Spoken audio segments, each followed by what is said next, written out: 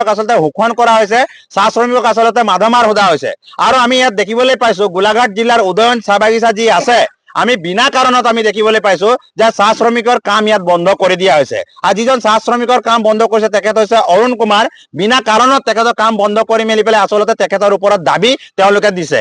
আৰু আমি দেখিবলৈ পাইছো যে চাহ শ্ৰমিকসকলে যেতিয়া কৈছে কাম কৰিবলৈ যাওঁতে যে এইখন বাগানত সাপ আছে, এইখন বাগানত বাঘ আছে, গতিকে আমি তাত কাম কৰিব নোৱাৰো। গতিকে তাতে দেখি আমি দেখিবলৈ পাইছো ইয়াৰ যিগৰাকী আচলতে মেনেজাৰ ৰঞ্জিত হাজৰিকা যিগৰাকী মেনেজাৰ আমি দেখিবলৈ পাইছো, আৰু তেখেতে GM যিটো নেকি আচলতে মুখ্য পৰিচালক যিগৰাকী আছে জয়ছোৱাল বুলি, তেখেতৰ আচলতে শ্ৰুতলিপি মতে চাহ শ্ৰমিকসকলক আচলতে মৃত্যু হৈ যাওক, চাহ শ্ৰমিকসকল আচলতে মৰি যাওক, তেওঁলোকৰ কোনো কথা নাই, যিয়ে হৈ নাযাওক তেওঁলোকক কেৱল মাত্ৰ কাম লাগে, যিটো নেকি উচিত নহয়। আৰু আমি দেখিবলৈ পাইছো যে আপোনালোকৰ ওচৰত ক'বলৈ আমি আচলতে দুখিত যে অশ্লীল গালি গালাজ কৰিছে আমাৰ চাহ শ্ৰমিকসকলক। আৰু চাহ শ্ৰমিকসকলক আমি দেখিবলৈ পাইছো যে একেবাৰে প্ৰতাৰিত কৰিছে, বেয়া বেয়া ভাষাৰে আচলতে গালি গালাজ কৰা দেখিবলৈ পোৱা গৈছে। আজি 6 মাহ দিন হৈ গ'ল তেখেতে বন্ধ কৰিছে। এতিয়া অৰুণ কুমাৰে আমাৰ ওচৰত এই কথাটো প্ৰকট কৰিছে, এই কথাটো কৈছে যে যদি কিবা হয় মই ফাঁচি লৈ ল'ম, মই বিষ খাই মৰি যাম, মই এনেকুৱা ধৰণৰ কথা আমি দেখিবলৈ পাইছো। গতিকে এই শ্ৰমিকজনক আজি সকাহ দিবৰ কাৰণে আজি আমি বিভিন্ন দল সংগঠনে ইয়াত আহিছো,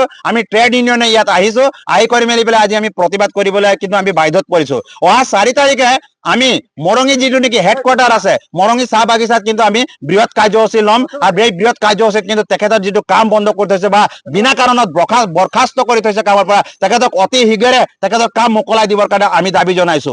আৰু লগতে এই কথাটো আমি স্পষ্ট কৰিছো, অসম চৰকাৰ আচলতে নমুনাটো চাওক, তেওঁলোকে প্ৰতিশ্ৰুতি কি দিছিলে, তেওঁলোকে প্ৰতিশ্ৰুতি এই বুলি দিছিলে যে চাহ শ্ৰমিকক মাটিৰ পট্টা দিম, চাহ শ্ৰমিকৰ আইনখন সংশোধন কৰিম, চাহ শ্ৰমিকক জনজাতিকৰণ কৰি দিম বুলি মেলি পেলাই কৈছিলে, চাহ শ্ৰমিকৰ মজুৰি 351 টকালৈ বৃদ্ধি কৰি দিম বুলি কৈছিলে। কিন্তু আমাৰতো একো বৃদ্ধি হোৱাই নাই, কিন্তু আমি দেখিবলৈ পাইছো মন্ত্ৰী MLA সকলৰ আচলতে দৰমহাটো কিন্তু বৃদ্ধি হোৱাটো আমি দেখিবলৈ পাইছো, তাৰ বাদে ইয়াত কিন্তু একো হোৱা নাই। গতিকে এইবিলাক ফাঁকি ৰাজনীতি চলি আছে, শ্ৰমিকক আচলতে ব্যৱহাৰ কৰি আছে ডাষ্টবিনৰ ধৰণে, তাক আমি ধিক্কাৰ জনাইছো। গতিকে অতি শীঘ্ৰে আমি ৰূপেশ গোৱালাক আৰু অতি শীঘ্ৰে অসমৰ মাননীয় মুখ্যমন্ত্ৰী হিমন্ত বিশ্ব শৰ্মাক দাবী জনাইছো যে উদয়ন চাহ বাগিচা যি নেকি ইয়াত দালালিগিৰি কৰি আছে, আৰু যি নেকি শ্ৰমিকক মাধমাৰ উদাই আছে, যি ডমিনেট পলিচি, যি শাসন ব্ৰিটিছ পলিচি তেওঁ দেখুৱাই আছে, হিটলাৰী শাসন দেখুৱাই আছে। জয়ছোৱাল বোলা যিজন আচলতে যিজন মেনেজাৰ আছে, হেড মেনেজাৰ যিজন GM আছে, তেখেতক কিন্তু ইয়াৰ পৰা কিন্তু তেখেতকে বৰখাস্ত কৰিব লাগে আৰু তেখেতক কিন্তু উলিয়াব লাগে, নহলে আমি 37 নং ৰাষ্ট্ৰীয় ঘাইপথক কিন্তু ঘেৰাও কৰিবলৈ আমি কিন্তু বাধ্যত পৰিম। সেয়ে গতিকে আমি সকলোৱে আজি একত্ৰিত হৈ মেলি পেলাই সিদ্ধান্ত গ্ৰহণ কৰিছো, আৰু আজি আমি ঘোষণা কৰিছো যে অহা 4 তাৰিখে আমাৰ মৰঙীত কিন্তু আমাৰ প্ৰতিবাদী কাৰ্যসূচী হ'ব, আৰু তাত কিন্তু গণতান্ত্ৰিকভাৱে প্ৰতিবাদী কাৰ্যসূচী হ'ব। আৰু আমাৰ কিন্তু অৰুণ কুমাৰৰ কামটো কিন্তু ঘূৰাই দিব লাগিব। আৰু শ্ৰমিকসকলক যি নেকি অশ্লীল গালি গালাজ কৰিছিলে, আৰু চাহ শ্ৰমিকসকলক মহিলাসকলক যিটো নেকি অশ্লীল গালি গালাজ কৰিছিলে, তেখেতে কিন্তু ক্ষমা বিচাৰিব লাগিব, নহলে অন্যথা ইয়াৰ পৰিণাম কিন্তু ভুগিবলগীয়া হ'ব তেওঁলোকে। হয়, আমাৰ লগতে অৰুণ কুমাৰো উপস্থিত আছে। কিয় আপোনাক ইমান দূৰত খানা খাইছো। ছাৰে মানে কোন ছাৰে নাম কি? ৰঞ্জিত হাজৰিকা ক'লে জয় মিনি কি ওলাইছে বাগানত, কি ওলাইছে, কি ওলাইছে বাগানত? মই ক'লো ছাৰ সাপ ওলাইছে।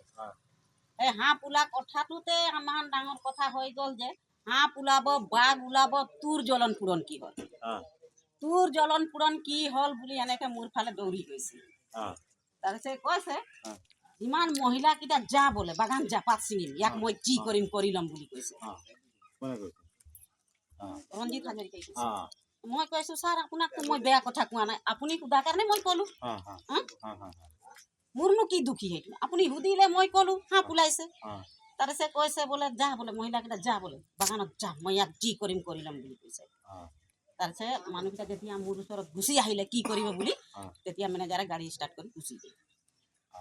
তাৰপিছত আমি মাতিলো ছেক্ৰেটাৰী সভাপতিক বাগান, তাৰপিছত জনালো যে এনেকে এনেকে মেনেজাৰ কৈছে, এতিয়া তোমালোকে কাম কৰা, মই বোলে অফিচত বিচাৰ কৰিম। 4টা বজাত কোনে কৈছিল অফিচত বিচাৰ কৰিম বুলি? শংকৰে আৰু বন্ধুছে। তাৰপিছত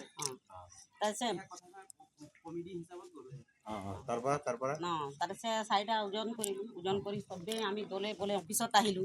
ছেক্ৰেটাৰী নাই, সভাপতি নাই, মেনেজাৰো নাই। তাৰপিছত মাতি সুধিলে, তাৰপিছত ক'লে যে এইটো কথা ক'ব নালাগিছিলে মহিলাজনী, তাৰপিছত মাপ বিচাৰিব লাগে। কি কথা ক'লো যে মই মাপ বিচাৰিম?